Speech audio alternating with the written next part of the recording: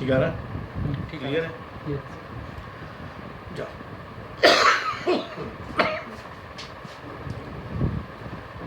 हाँ, ध्यान से सुनना। आखिरी में जो भी क्वेश्चंस बचे उनको आखिरी में पूछना, बीच में बिल्कुल भी टोका टकी नहीं करना, ठीक है? पहली बात, अभी तक के अपने 15-16 साल के कैरियर में मैं जितना समझ पाया हूँ पोटेंसीज के बारे में,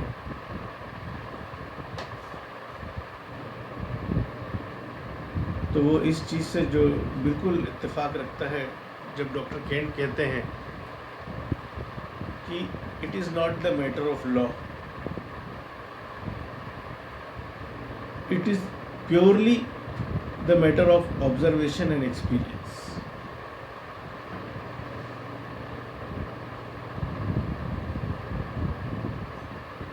ठीक, जब हम दवाएं देते हैं, उनका एक्सपीरियंस करते हैं,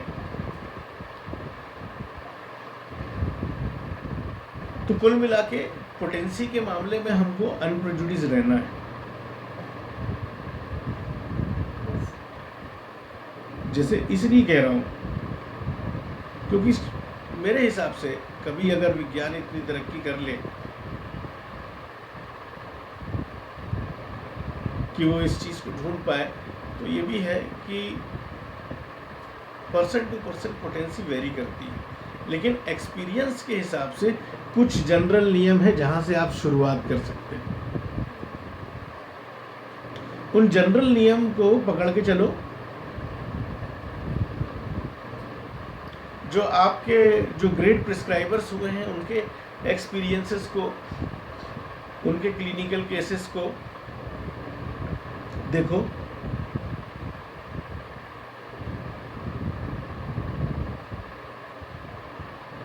तो फिर उससे आपका जो अपना एक्सपीरियंस आ रहा है वो मायने रखता है कि हमने ऐसा किया तो हमको क्या रिजल्ट मिले, उसको आपने कंपेयर कर लिया, फिर कभी उस तरीके से नहीं मिले। जैसे हमको एक केस था हॉजकिंस लिम्फोमा का, अ गर्ल,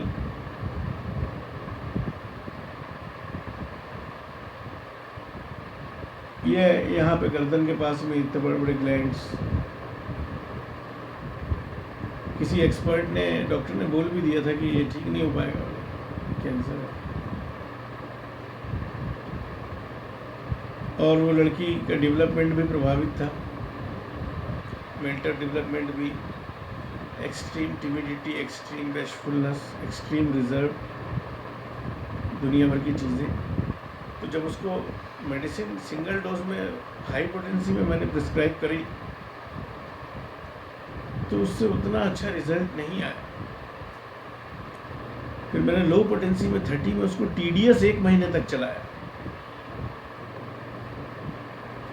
वो बहुत अच्छा रिजल्ट लेके आया। डॉक्टर साहब बहुत अच्छा इम्प्रूवमेंट है, मतलब इम्प्रूवमेंट स्टार्ट हो गया, देन फिर उसको प्लेसिबो में और सेकलेग में रख दिया।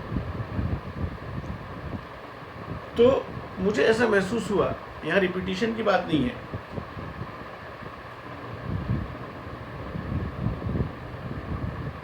तो मुझे ऐसा महसूस हुआ कि कौन सी पोटेंसी कितने डोज में एक सिंगल डोज का काम करेगी। मान लीजिए कि एक सिंगल डोज खिलाने के बाद क्योर इनिशिएट हो गया तो वो सिंगल डोज कहलाया, और आपने लगातार 3 दिन तक सुबह दोपहर शाम खिलाया, उसके बाद फोन आया, हाँ डॉक्टर साहब आराम है, देन यू स्टॉप।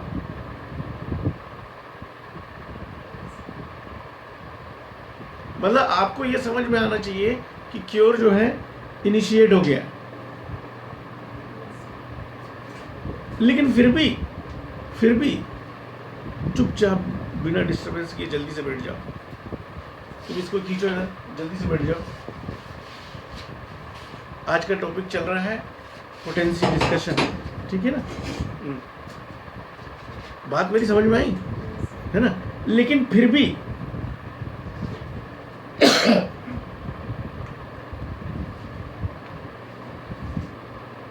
कई ऐसी चीजें होती हैं जो आम तौर पर भी होती कि कि यार आमतौर पे इतना देने से ज़्यादातर लोगों में हो ही जाता है, तो लोग बाग उसको अपना ट्रेंड बना लेते हैं। जैसे डॉक्टर एलिजाबेथ हर्बर्ट, शायद अगर मेरे को सही याद है तो, she was a great prescriber, great homeopathic prescriber.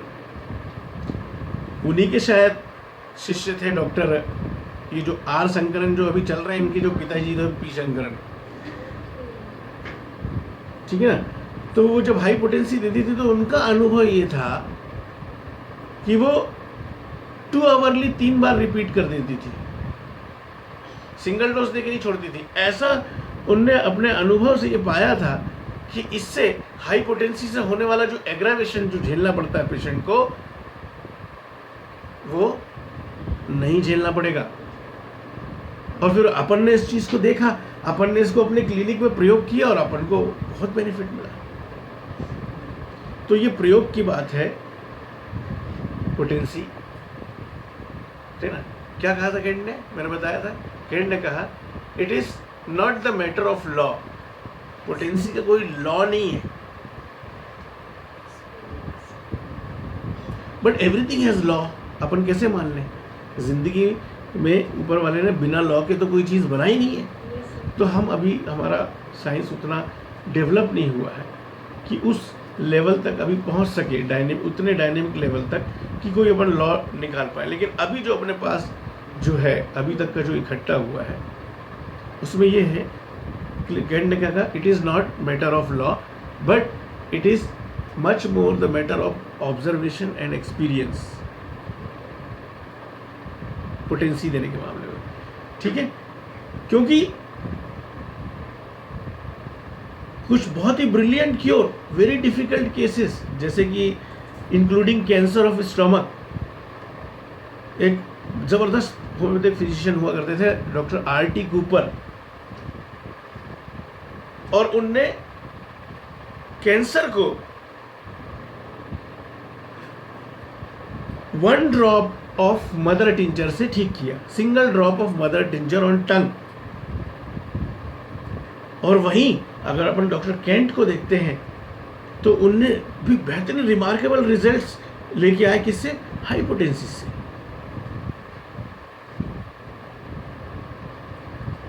इसलिए केंट ने कहा कि it is much more the matter of observation and experience.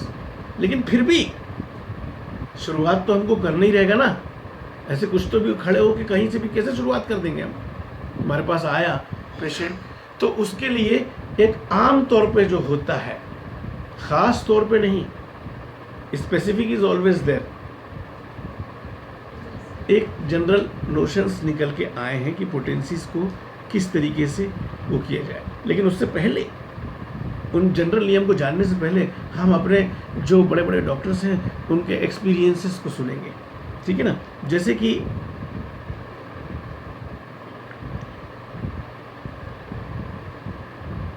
ये कहा जाता है होम्योपैथिक वर्ल्ड में कि जिनको एक्सपीरियंस नहीं है या जो अभी नए नए डॉक्टर हैं, उनके लिए जिनका लिमिटेड एक्सपीरियंस है या बिल्कुल एक्सपीरियंस नहीं है, नए नए हैं एकदम, तो उनको शुरू करना चाहिए पेशेंट को देना 6 और 30 पोटेंसी से। उनको शुरुआत किससे करनी चाहिए, 6, ठीक है। और यही डॉक्टर एलन ने अनुभव क्या कहता है, सुनते जाना बस चुपचाप, कौन सी चीज़ कब जिंदगी में कहाँ काम आ जाएगी ये कोई नहीं जानता, लेकिन ऊपर वाला नॉलेज दिला रहा है आपको। कहने का मतलब ये है कि आपके काम आएगा अगर आप इसकी इज्जत करोगे तो, ठीक। सो यहीं पे डॉक्टर एलन कहते हैं कि, और ये सब प्रयोग करने की चीज़ें हैं, आपने एक चीज़ प्रयोग करके देखी, 2 चीज़ प्रयोग करके देखी। डॉक्टर एलन कहते हैं कि अगर एक्यूट डिजीज है तो हाई पोटेंसीज यूज़ करने में अच्छे रिजल्ट्स मिलते हैं, और अगर क्रॉनिक डिजीज है तो लो पोटेंसी। डॉक्टर एलन का अनुभव है। जैसे कि मैंने भी देखा एक्यूट केस, जैसे कि सीवियर इंजुरी या एकदम से ऐसा सीवियर पेनफुल बॉयल हो गया, अच्छा बड़ा फोड़ा, खूब दर्द कर रहा, भयंकर तकलीफ कर रहा, बिल्कुल एक्यूट कंडीशन है, क्योंकि एक्यूट कंडीशन में उनने कहा हाई पोटेंसी। तो मैंने भी देखा है कि ऐसे कंडीशन में इस तरह के एब्सेस के लिए one of the good medicine is arnica. Totality के हिसाब से आई तो आर्निका 1 ml या 10 ml इंजुरीज की कंडीशंस में, बर्न्स की कंडीशंस में, कोई भी ऐसी एक्यूट कंडीशंस जो आपके सामने आती हैं, ठीक है ना, एक्यूट फीवर हो गया, एक्यूट गैस्ट्राइटिस हो गया, व्हाटएवर। क्योंकि एक्यूट कंडीशन में मेरे हिसाब से मुझे ये लगता है पेशेंट की वाइटलिटी उतनी कम नहीं हुई। अब तुम अच्छी खासी स्वस्थ हो, अचानक तुम भीगी या कुछ भी खाया और एकदम से हो गया तो तुमको प्रॉब्लम ज़रूर हुई है, बट तुम्हारी वाइटलिटी अच्छी है। तुमको लंबे समय से क्रॉनिक डिजीज ने तुम्हारी वाइटलिटी को क्रिपल नहीं किया है। और जितनी अच्छी वाइटलिटी अपने को समझ में आ रही है, मेरा अनुभव ये कहता है, उसमें आप सीख लियो। वाइटलिटी कैसे समझ में आती है? एक्शन से, अपना वर्क किस तरीके से करता है, उसकी स्लीप कैसी है, ठीक है ना, जल्दी थकता तो नहीं है, मेंटल स्टेट की, मतलब टोटल वाइटलिटी समझ में आती है कि इसकी वाइटलिटी बहुत अच्छी है, लाइफ की प्रॉब्लम्स को अच्छे से फेस करता है, वेदर कंडीशन कुछ भी चल रही हो काम वाम करता रहता है, शायद इसलिए। लेकिन डॉक्टर एलन ने अपने अनुभव से क्या कहा है कि highest potency in acute diseases and low potency in chronic diseases, ठीक है ना। लेकिन यहीं पे पोटेंसी के सब्जेक्ट में बात करते हुए एक जगह डॉक्टर एलन कहते हैं कि लेकिन एजेड पेशेंट्स जिनकी उम्र बहुत ज़्यादा है और बेबीज, छोटे बच्चों, बेबीज को हाई पोटेंसी देने में सावधानी रखें।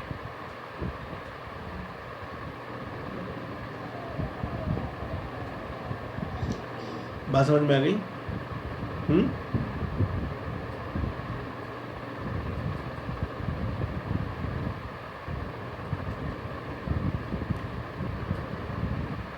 Then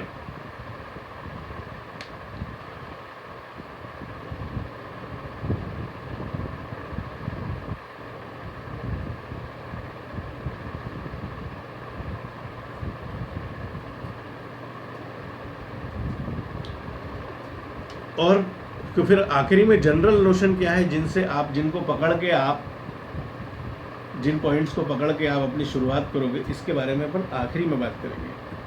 लेकिन आखिरी में बात करते तक में अलग अलग बड़े जो अपने प्रिस्क्राइबर्स हुए हैं उनके एक्सपीरियंसेस को अगर ध्यान में आप रखेंगे तो आपके लिए, तो अभी अपन ने 1-2 एक्सपीरियंसेस लोगों के शेयर किए, अपने एक्सपीरियंसेस भी मैंने आपको बताए, ठीक है ना। डॉक्टर बेल किस लिए फेमस है होम्योपैथिक जगत में?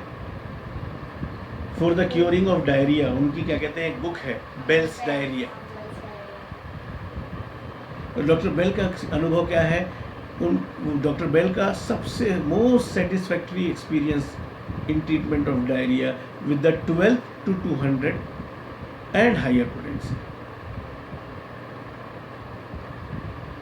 डॉक्टर बेल अपना अनुभव बताते हुए कहते हैं कि मेरा सबसे अच्छा सेटिस्फैक्टरी एक्सपीरियंस डायरिया के केसेस में क्या रहा है? 12 पोटेंसी टू 200, 12 से लेकर 200 के बीच की पोटेंसी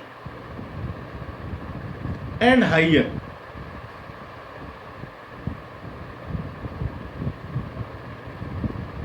बात समझ में? कभी डायरिया का केस आपके सामने आ जाए और कभी आपको ये बात याद आ जाए कि सब होम्योपैथिक जगत में सबसे अच्छे डायरिया क्योर करने वाले जो थे उनका अनुभव आपको याद आ जाए, तो हो सकता है आपको, आपने सिलेक्शन अगर सही किया, करना सीखा है, तो पोटेंसी के मामले में आपको रिमार्केबल इम्प्रूवमेंट और क्योर देखने को मिले। बात समझ में? ठीक है। अब यहाँ पे कुछ होम्योपैथ का अनुभव ये है, ज़्यादातर होम्योपैथ एग्री होते हैं। अब ये तो डिफरेंट एक्सपीरियंस की बात की है, लेकिन थोड़ा सा जो एक नियम तो नहीं है, लॉ तो नहीं है, लेकिन एक क्राइटेरिया जो बनाने की लोगों ने कोशिश की है वो ज़्यादातर लोगों के जो एक्सपीरियंस, मतलब पोटेंसी का मामला जो है होम्योपैथिक वर्ल्ड में पूरी तरीके से डेमोक्रेसी जैसा है। जितना ज़्यादा समर्थन, जितने ज़्यादा संख्या बल, उतनी उसकी कीमत, जितने ज़्यादा लोगों का एक्सपीरियंस। ठीक है ना। लोकतंत्र में ये बिल्कुल ज़रूरी नहीं है कि आप कितने बुद्धिमान हैं या कितने स्मार्ट हैं। लोकतंत्र में क्या ज़रूरी है कि आपके पीछे कितने लोग खड़े हैं। फिर चाहे आप बेईमान हो, फिर चाहे आप क्रिमिनल हो, दैट डजंट मैटर, संख्या बल मैटर। बात समझ में। तो ज़्यादातर होम्योपैथ्स इस चीज़ पे एग्री होते हैं कि चूंकि लोअर डाइल्यूशंस जो हैं, लोअर पोटेंसीज जो हैं, ये सुपरफिशियल होती हैं और शॉर्ट टाइम के लिए काम करती हैं, लेकिन हाई डाइल्यूशन जो हाई पोटेंसीज होती हैं ये स्लोली एक्ट करती हैं लेकिन लॉन्ग टाइम तक करती हैं। ज़्यादातर होम्योपैथ्स का अपने अनुभव से मैक्सिमम बड़े लोगों का तबका, ज़्यादा लोगों का तबका इस बात पे एग्री हुआ कि लो पोटेंसीज जो हैं, लोअर डाइल्यूशंस जो हैं, ये सुपरफिशियल एक्टिंग होती हैं और शॉर्ट टाइम तक काम करती हैं, लेकिन जो हाई पोटेंसीज होती हैं ये धीरे एक्ट करती हैं बट लॉन्ग टाइम के लिए काम करती हैं। इसलिए ये इस नतीजे पे पहुँचे कि भाई जो लोअर डाइल्यूशंस हैं, लेकिन ध्यान रखना सीखोगे तुम सिर्फ और सिर्फ अपनी इंडिविजुअल प्रैक्टिस से, इस चीज़ को भूलना नहीं। तो कहते हैं कि जहाँ तक लोअर पोटेंसीज का सवाल है उनको एक्यूट केस में अप्लाई करना चाहिए, क्योंकि एक्यूट केस में मैं इनसे सहमत हूँ थोड़ा, उसकी वजह बताऊंगा। उसकी डायनेमिक प्लेन पे क्या वजह ऑर्गेनन के पॉइंट ऑफ व्यू से समझ में आती मुझे, मैं बताऊंगा आपको। इनका कहना है कि एक्यूट केस में क्रॉनिक की बजाय ज़्यादातर इसको लो पोटेंसीज को एक्यूट केसेस में यूज़ करना चाहिए, क्योंकि वो सुपरफिशियली एक्ट करती हैं और शॉर्ट पीरियड के लिए करती हैं। ठीक है। तो ऐसा क्यों? ऐसा इसलिए क्योंकि मान लो कोई क्रॉनिक कंडीशन से व्यक्ति गुजर रहा है, आपने उसको सिंगल रेमेडी दी हुई है और उसका जो चल रहा मामला, और कोई एक्यूट कंडीशन वो बीच में लेके आ गया जो काफ़ी सीवियर है, जो डिमांड कर रही है मेडिसिन की, पेशेंट इतना पैनिक में है और आपको साफ साफ दिख रहा है उसके सुपर अभी के एक्यूट सिम्टम जो ऊपर ऊपर हैं,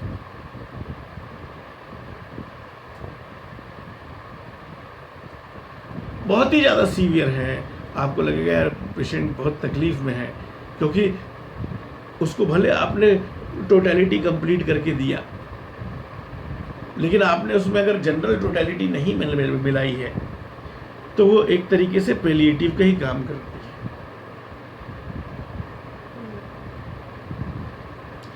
लेकिन ऐसी कंडीशन में जहाँ पेशेंट बहुत बुरी हालत में है, वहाँ पे पैलिएशन जो है वो जायज़ होता है।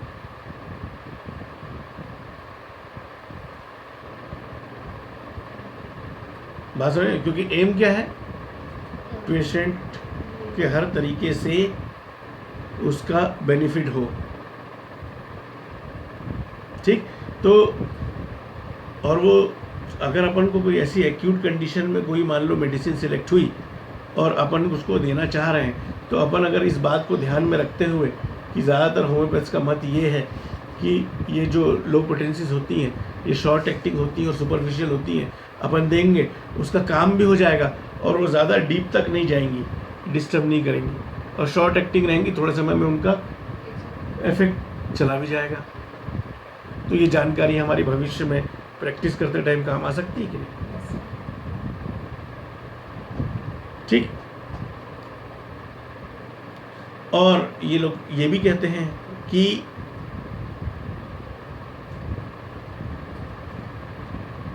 क्रॉनिक केसेस में हमको हाइपोटेंसी देना चाहिए, जो लॉन्ग टाइम तक एक्ट करता है, ठीक है ना, और उसके बाद कुछ फंक्शनल रेमेडीज़ की ज़रूरत पड़ती है जो हर बार रिपीट करनी पड़ती है कुछ इंटरवल में,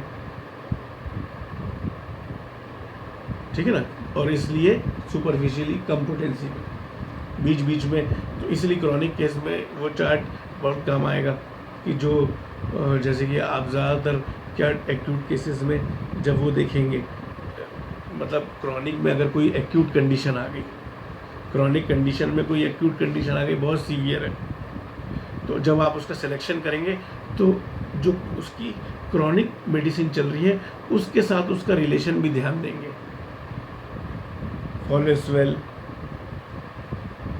फॉलोज वेल ढूंढेंगे या कॉम्प्लीमेंट्री ढूंढेंगे जो उसके एक्शन को कंप्लीट ही करें।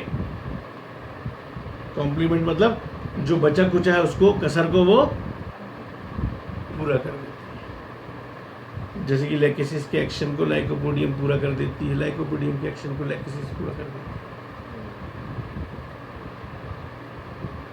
है। ये अनुभव है लोगों का, ठीक है ना।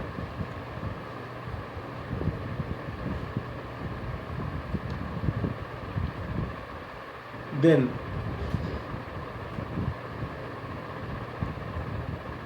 ये जितने भी एक्सपीरियंसेस बता रहा हूँ, कोई रिकॉर्ड कर रहा है?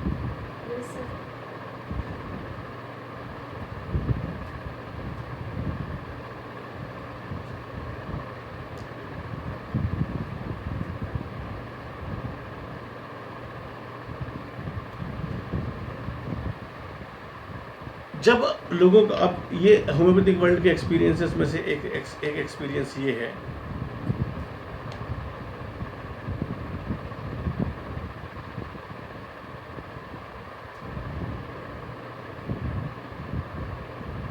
कि अगर आपके सामने इस तरह का केस है जहां बहुत सूक्ष्म सिम्टम पे वर्क करना है आपको, ग्रॉस सिम्टम पे नहीं। आपके सामने ऐसा केस है जैसे रिलेट एग्जांपल मेंटल लेवल पे, मेंटल पेशेंट आया आपके पास या सिंपैथेटिक नर्व से रिलेटेड प्रॉब्लम है, तो it is better to use high dilutions.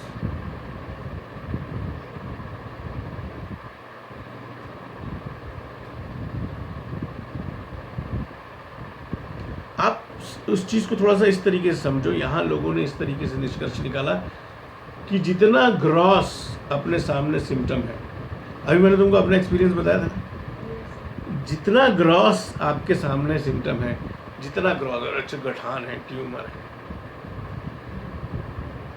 उतनी ग्रॉस क्वांटिटी समान से समान की चिकित्सा, फिर सिम्टम जितने सूक्ष्म होते जाएं, डायनेमिक लेवल पे होते जाएं, उतना आप हाई डाइल्यूशन में चले जाए, मेंटल लेवल पे, सिंपैथेटिक नर्व के लेवल पे। बात समझ में आई? क्योंकि मैंने अभी अपना एक्सपीरियंस बताया था तुम लोग के आने के पहले, इसको है ना, हॉजकिंस लिम्फोमा का, वो पूछ लेना बाद में, इससे सुन लेना। उसमें ऐसे ही हुआ था, हाइपोटेंसी जब मैंने सिंगल डोज देके छोड़ा था, कुछ खास रिलीफ नहीं मिला था, लेकिन मैंने लो पोटेंसी यूज़ किया था। कैसे यूज़ किया था वो सब मैंने पहले बता दिया, तो उसमें मेरे को रिमार्केबल रिजल्ट मिले थे।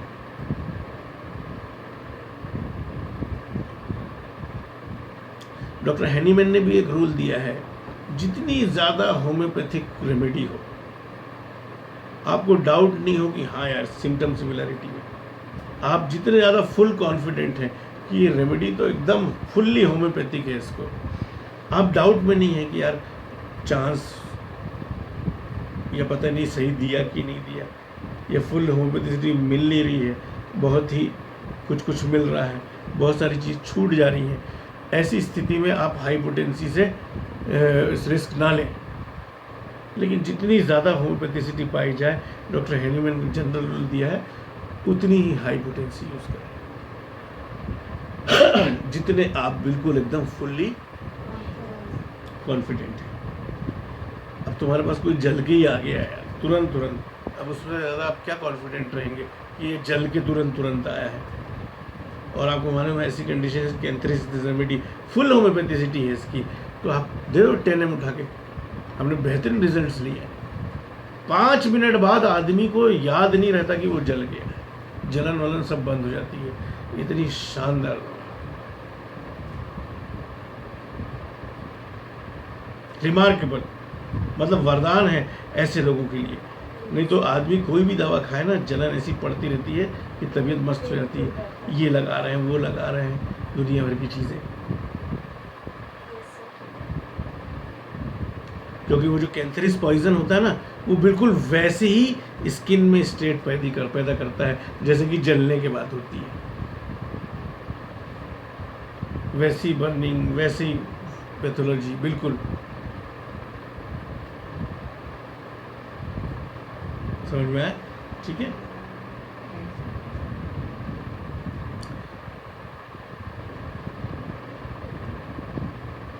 वो डॉक्टर बोरलैंड का नाम सुना है?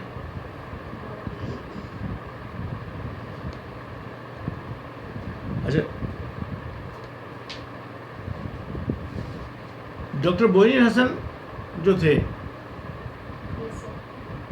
डॉक्टर बोइन हसन जो थे वो हाई पोटेंसी के फेवर में थे। उन्होंने बहुत सारे पेपर्स भी लिखे हुए हैं हाई पोटेंसी के सपोर्ट में, और कई उनके एडवांटेजेस बताए हैं, जैसे कि 2-3 एडवांटेजेस मैं यहाँ बता रहा हूँ।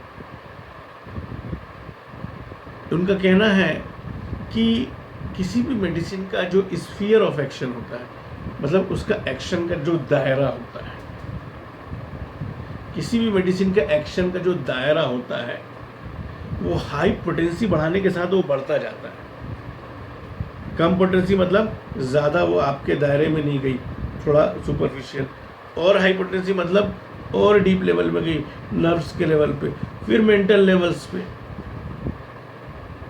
ऐसे डायनेमिक होती जाती है, डायनेमिसिटी बढ़ती जाती है पोटेंसी की भी, और जो पोटेंसी का एक्शन जो दायरा कवर करता है वो उतनी सूक्ष्म लेवल पे जाता है, जिससे कि क्रॉनिक एलिमेंट्स में वो क्योर को बढ़ा देती है कि जल्दी से क्योर हो जाए, क्योंकि उनका दायरा पोटेंसी के साथ बढ़ता जाता है। एक चीज़। दूसरी चीज़, मोनियसन कहते हैं अपने अनुभव से कि एक्यूट डिजीज़ में उनका इफेक्ट बहुत क्विक होता है। अभी अपने थोड़ी देर पहले दूसरों के भी अनुभव की बात करी थी। और तीसरा उनका अनुभव रहा है डॉक्टर बोनिन हसन का कि खान पान में लापरवाही भी बरत रहा है अगर आदमी, इसके बावजूद भी हाई पोटेंसीज एक्ट करती है।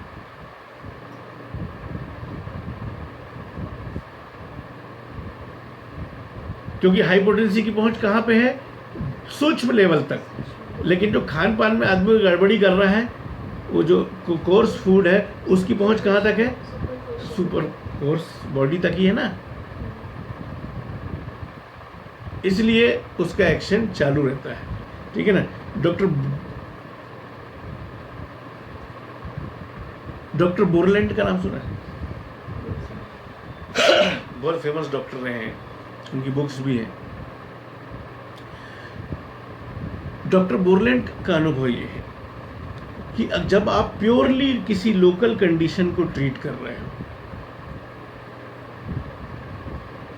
लीवर की कोई कंडीशन है लोकल, बाकी आप और कुछ नहीं देख रहे कि मेंटल क्या है क्या नहीं है, आप प्योरली किसी लोकल कोई गठा कुछ भी लेके आ गया, लोकल कंडीशन को क्योर आप ट्रीट कर रहे हो, तो ऐसी रेमेडी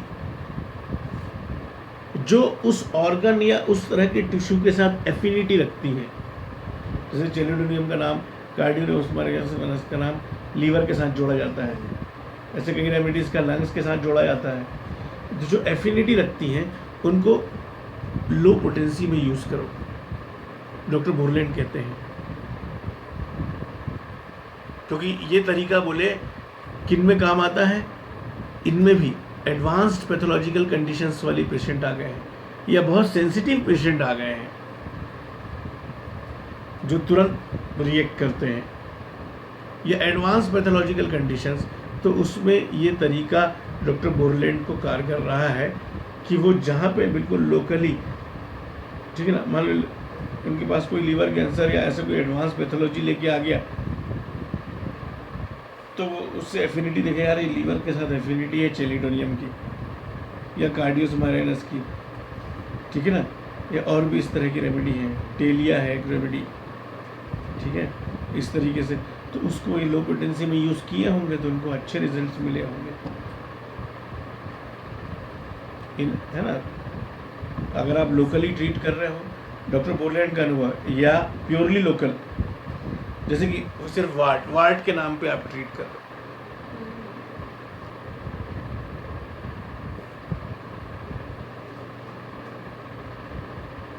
ठीक है ना, तो वार्ड के नाम पे, चेहरे पे वार्ड मान लो है, चेहरे पे वार्ड के लिए आपको मालूम है यार सबसे ज़्यादा एफिनिटी इसकी कॉस्टिकम है, और भी हैं, बट आपने सिर्फ एफिनिटी के नाम पे लो पोटेंसी में चलाया, और एक बार मेरा अनुभव रहा है, सिर्फ वार्ड्स इन फेस इतना ही सोच के कॉस्टिकम 30 दी थी, रिपीट किया था 20 डेज तक TDS। 20 डेज बाद जब आया तो काफ़ी सारे झड़ चुके थे, इतने सारे थे, दाढ़ी बढ़ा के रखना पड़ता था उसको, 100-200 इधर, ठीक है। तो जब वो मेरे पास जब 20 दिन बाद आया तो काफ़ी सारे झड़ चुके थे, तो मुझे समझ में आ गया कि एक्शन चालू हो गया, तो मैंने उसके बाद स्टॉप करके सेकलेक चालू कर दिया, और सेकलेक में वो ठीक हो गया वो।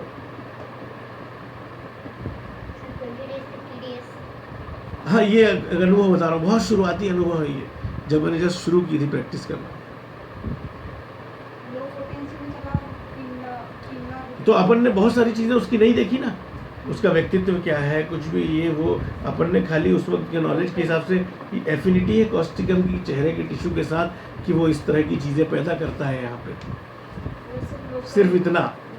हाँ, लेकिन है ना, तो जब प्योरली आप लोकल कंडीशन ट्रीट कर रहे हो, आपको मतलब नहीं जनरल से, वो आया भैया ये चीज़ आप तो ठीक कर दो बस, और आप भी पूरी इसी पे ध्यान लगा रहे हो, तब इस तरह का आप एक ट्राई मार सकते हैं डॉक्टर बोरलैंड के अनुभव के हिसाब से, या एडवांस पैथोलॉजिकल कंडीशंस की है, या सेंसिटिव पेशेंट है,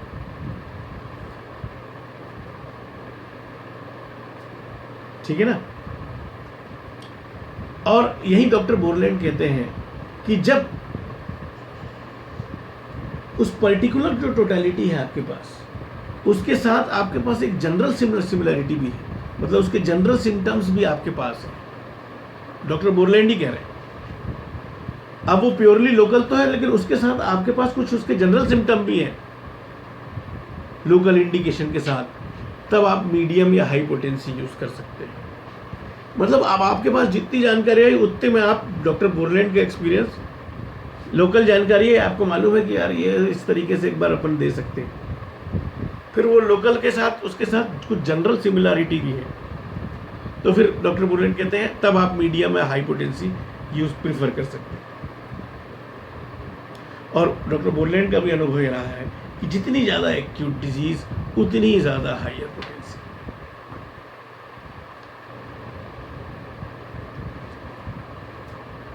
एक डॉक्टर ब्रेडशॉ थे, एक थे doctor ब्रेडशॉ।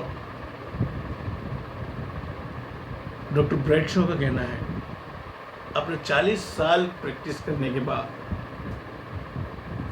After 40 years of experience, उन्होंने महसूस किया कि इस सवाल को सिर्फ और सिर्फ एक्सपीरियंस सेटल कर सकता है।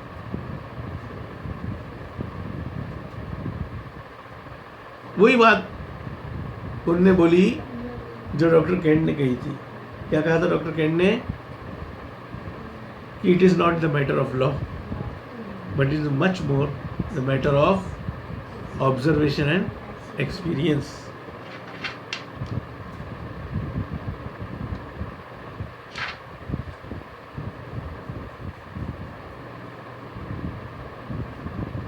डॉक्टर बर्नेट का तो नाम सुना ही होगा। डॉक्टर बर्नेट नहीं सुना? डॉक्टर बर्नेट नहीं सुना, ठीक है ना? तो खैर, तुम्हारे पास जो इसके साथ एनसाइक्लोपीडिया आया होगा रडार के साथ, उस एनसाइक्लोपीडिया को खोल के जरा उसमें डॉक्टर बर्नेट के बारे में देखना। डॉक्टर बर्नेट के लिटरेचर को अच्छे से फॉलो करोगे तो effectively tumours, tuberculosis, female disorder special leucorrhoea etcetera, cancers, ringworm, इनको ट्रीट, यूट्रस फाइब्राइड यूट्रस, इनको क्योर करने में तुम लोग को बहुत हेल्प मिलेगी if you go through doctor Burnett's literature.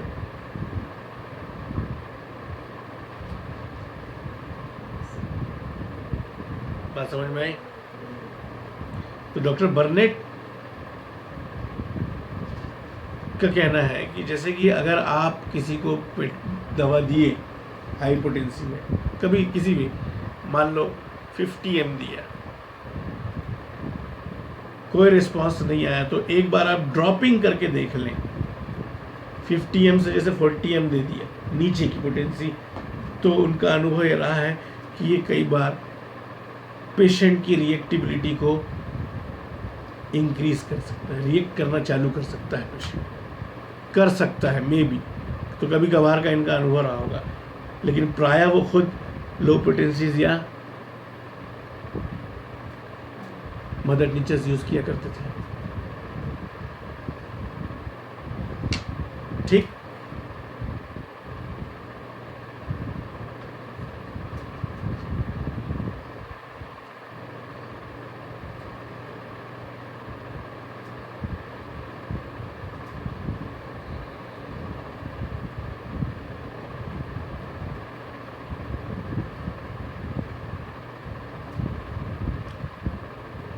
Doctor अपने यहाँ के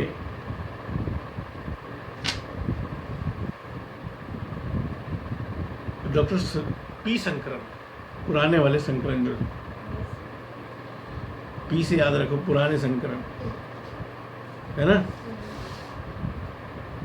उनका अनुभव ये कहता है कि मेरा रूल तो यह है भाई कि अगर कोई दवा मैंने दी और उससे उसको थोड़े देर का आराम मिला,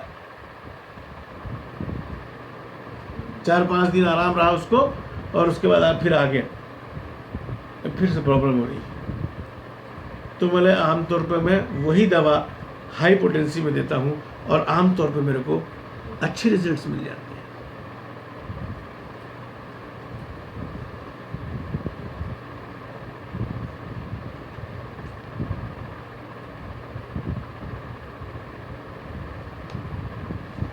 ये जो तरीका मैंने अभी जो ये बड़ी इसको ईजाद किया है, ये पोटेंसी को किस तरीके से पोटेंसी प्रॉब्लम सॉल्व की जाए जिससे कि ज़्यादा से ज़्यादा आपका कन्फ्यूजन हटे, ये एक यूनिक तरीका है और कहीं नहीं मिलेगा, ध्यान रखना, ठीक है।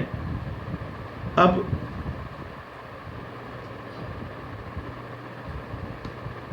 डॉक्टर क्लोज का नाम सुना है? Doctor Stuart close, he was a great homeopathic philosopher.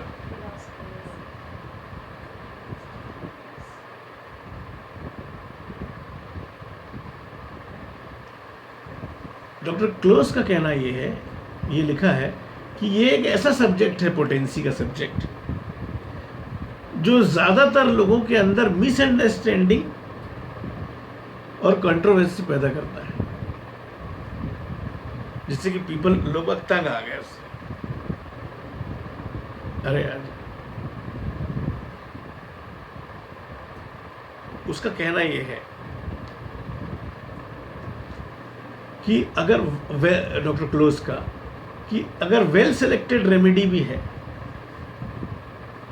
आपने बहुत अच्छे से सेलेक्ट की रेमेडी, वो बुरी तरीके से फेल हो जाती है और यहाँ तक कि नुकसान भी पहुँचा देती है अगर उसको रॉन्ग डोजेज में यूज़ किया जाए। बिना सोचे समझे रिपीट कर रहे हैं, बिना सोचे समझे कोई नियम कायदे नहीं, सिंगल डोज दे के छोड़ दिया, ठीक है ना। उसने कुछ बातें बताई हैं अपने अनुभव की जिससे आप पोटेंसी सिलेक्शन में, जिसमें आपको हेल्प मिल सकती है। तो डॉक्टर स्टुअर्ट क्लॉस ने कहा है कि जो केस आपने लिया है उसमें जितने ज़्यादा कैरेक्टरिस्टिक सिम्टम हो, भाई आपने जो केस लिया है उसमें लोकल सिम्टम भी हैं, पर्टिकुलर सिम्टम, फिजिकल सिम्टम भी हैं, फिर जो कैरेक्टरिस्टिक सिम्टम है जैसे कि मेंटल सिम्टम, कुछ फिजिकल जनरल कैरेक्टरिस्टिक सिम्टम, विशेष लक्षण, मेरे ख्याल समझाने की जरूरत नहीं व्हाट इज कैरेक्टरिस्टिक सिम्टम, जो उसको इंडिविजुअलाइज करते हैं। जितने ज़्यादा आपके हाथ में जो केस है, जितने ज़्यादा कैरेक्टरिस्टिक सिम्टम होंगे उतना ज़्यादा वो व्यक्ति जिसका वो केस है वो उस रेमेडी के लिए ससेप्टिबल होगा, मतलब उस पर काम कर सकेगी उतना ज़्यादा, और उतनी ही आप हाई पोटेंसी दे सकते हैं। ये एक उनने अपने अनुभव बताए जिंदगी के, एक अनुभव डॉक्टर स्टुअर्ट क्लोज ने, क्या कि जितने ज़्यादा कैरेक्टरिस्टिक सिम्टम मिलें उतनी ही ज़्यादा वो व्यक्ति, वो केस उस रेमेडी के लिए ससेप्टिबल है और उतनी ही आप हाई पोटेंसी उसको दे सकते हैं। दूसरा उन्होंने अपना एक अनुभव शेयर किया कि बच्चों के लिए मीडियम और हाइयर पोटेंसीज यूज करें। अब देखो इनका अनुभव,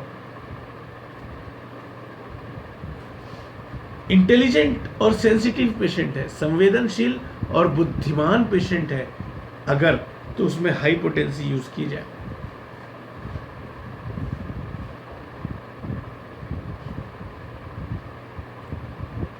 ठीक है ना। और अगर कोई ऐसा व्यक्ति है जो कोई ऐसा ऑक्यूपेशन करता है, ऐसा उसका काम है इंटेलेक्चुअल, मतलब दिमागी काम है, तो उसको चलना फिरना नहीं पड़ता, बैठे बैठे काम करता है, कोई इंटेलेक्चुअल सीडेंट्री हैबिट वाला पर्सन है अगर, या ऐसे लोग जो किसी एक्साइटमेंट को एक्सपोज होते हैं या किसी कंटिन्यूअल ड्रग के इन्फ्लुएंस में रहते हैं। बताता हूँ, एक चीज़ समझाता हूँ। क्या कहा इनने कि अगर ऐसे लोग हों जिनका इंटेलेक्चुअल या सीडेंट्री बैठे बैठे रहने वाला काम हो, एक तरह के लोग, दूसरा जो लगातार किसी तरह के एक्साइटमेंट, मतलब लगातार किसी तरह से कोई चीज़ उनको एक्साइट कर रही है मतलब कंटिन्यूअस डर के माहौल में रह रहे हैं। एक मेरी पेशेंट आई थी, उससे तुम ये कंटिन्यूअस एक्साइटमेंट की स्टेट समझ सकोगे। उसके पति अच्छी पोस्ट में, फौज में, कहाँ पोस्टिंग, कश्मीर, जहाँ आतंकवादी गतिविधियाँ चल रही है, वो यहाँ डेली एंजाइटी में रहती थी। मतलब कंटिन्यूअस एक एक्साइटमेंट को, चाहे वो फियर हो, चाहे एंजाइटी हो, चाहे कुछ भी हो, चाहे टेंशन हो, चिंता हो, अगर कोई ऐसा लगातार मतलब एक्सपोज्ड हो या फिर किसी ड्रग के इन्फ्लुएंस में हो, कंटिन्यूअस इन्फ्लुएंस ऑफ किसी ड्रग, जैसे कि सालों से एपिलेप्सी की दवा खा रहा हो, सालों से वो बीपी की दवा खा रहा हो, सालों से डायबिटीज़ की दवा खा रहा हो, तो कंटिन्यूअस किसी ड्रग के इन्फ्लुएंस में है, ऐसे लोगों को भी हाई पोटेंसी देना चाहिए। लेकिन उन्होंने कहा है कि टर्मिनल कंडीशंस में, आखिरी समय में क्रूड ड्रग्स की भी ज़रूरत पड़ सकती है, मतलब लो पोटेंसी से।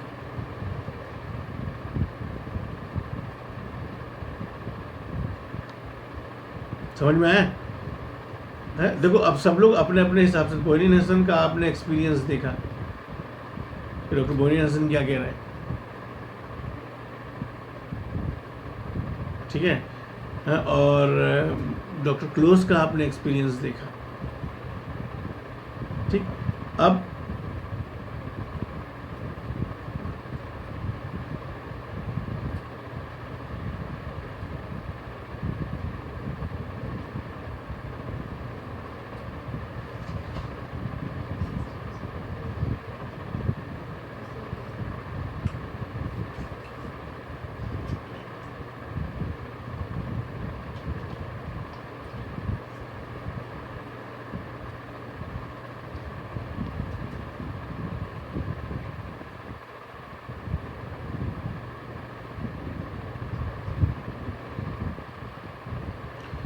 एक डॉक्टर ग्रीमर थे, उनका भी अनुभव ये रहा है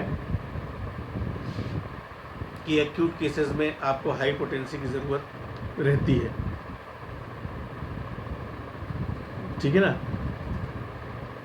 अच्छा, एक और तरीका एक डॉक्टर ने यूज़ किया, डॉक्टर हेज, एक बहुत ही रिमार्केबल प्रिस्क्राइबर हुआ करते थे डॉक्टर हेज। डॉक्टर हेज का क्या कहना है कि हाई पोटेंसी के बाद लो पोटेंसी फॉलो करें तो अच्छे से, specially acts well in young healthy adults. Young healthy adults जो है, जवान लोग हेल्दी, उनमें हाई देने के बाद आप उसको लो से फॉलो करवाओ तो अच्छा इफेक्ट मिलता है, और मैंने करके देखा है, मिलता है। हाई देने के बाद आप लो दो तो, लेकिन किन में दें, ये लोगों का एक्सपीरियंस आपको जानना ज़रूरी है, ठीक। तो इसी तरीके से अपन नेक्स्ट क्लास में भी, अभी जो मैंने बताया वो अभी इतना है कि आप इस पर थोड़ा सा मनन करो, फिर और लोगों के एक्सपीरियंसेस अपन शेयर करेंगे एक हफ्ते में, एक हफ्ते नहीं, अब 2 हफ्ते, क्योंकि अगला संडे इसको स्टॉप कर दो।